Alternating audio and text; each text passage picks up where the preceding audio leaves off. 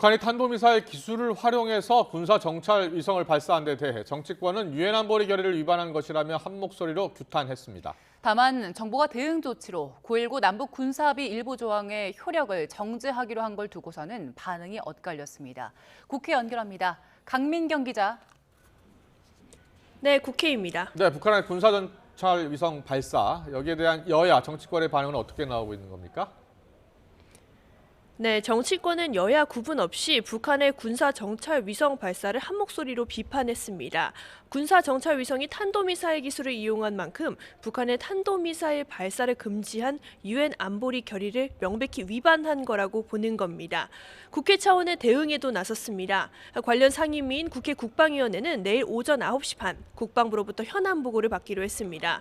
또 정보위원회도 내일 열릴 예정인 전체 회의의 시기와 안건을 조율해서 국정원 보고를 받는 방안을 검토하고 있습니다. 북한 군사 정찰 위성 발사 과정과 발사체 그리고 위성의 성능 등 전반적인 군사 동향을 점검할 것으로 보입니다. 추가 도발 가능성에 대한 당국의 판단도 청취할 것으로 예상됩니다. 여야는 다만 정부가 대응 조치로 오늘 아침 국무회의에서 의결한 9.19 군사합의 일부 조항의 효력 정지에 대해서는 온도차를 드러냈습니다. 우선 국민의힘은 군사 분계점 일대의 정찰과 감시 비행을 재개하겠다는 우리 정부의 결정이 당연하다는 입장인데요. 윤재욱 원내대표의 발언 직접 들어보시겠습니다. 국민의 불안과 또 나라를 지키기 위해서 정부가 해야 할 정말 불가피한 조치라고 보고요. 네, 반면 더불어민주당은 9.19 합의 일부 조항의 효력을 정지하는 건 잘못된 처방이라는 입장인데요. 홍익표 원내대표의 아침 회의 발언도 함께 들어보시겠습니다. 9.19 군사합의는 장거리 로켓 발사와는 별개로 남북 간 접경 지역의 우발적 충돌을 방지하기 위한 것입니다. 이것은 더욱 유지, 확대 발전시켜야 합니다. 네, 총선을 앞둔 정치권 상황도 알아보죠. 여야 모두 공천 과정에서 영향을 줄 현역 의원 평가에 촉각을 곤두세우고 있다고요? 그렇습니다. 당협위원장을 상대로 한 당무감사를 마무리한 국민의힘. 다음 주 월요일인 오는 27일에 결과를 발표합니다.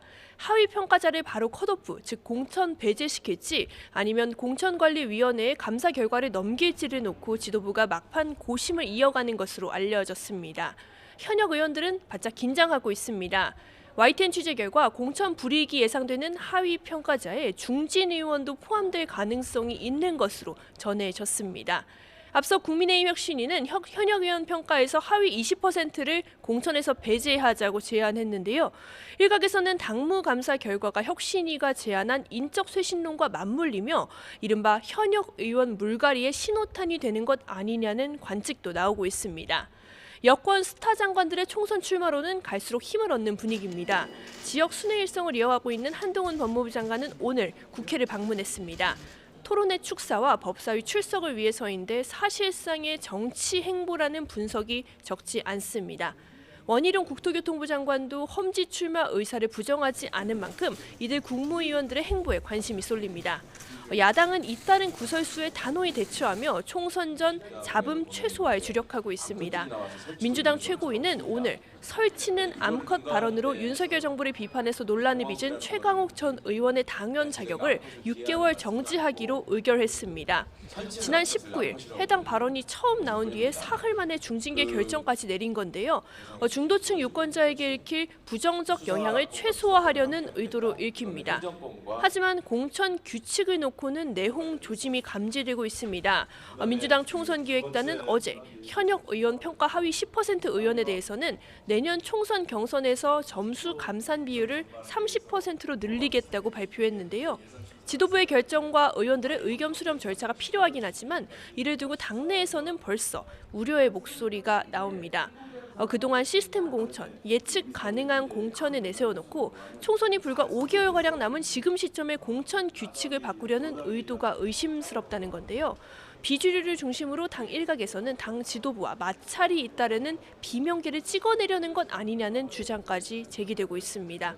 이낙연 전 대표는 물론 친문계 핵심 의원들이 이런 주장에 가세할 경우 계파 갈등의 골이 더욱 깊어질 수 있다는 전망도 있습니다. 지금까지 국회에서 YTN 강민경입니다.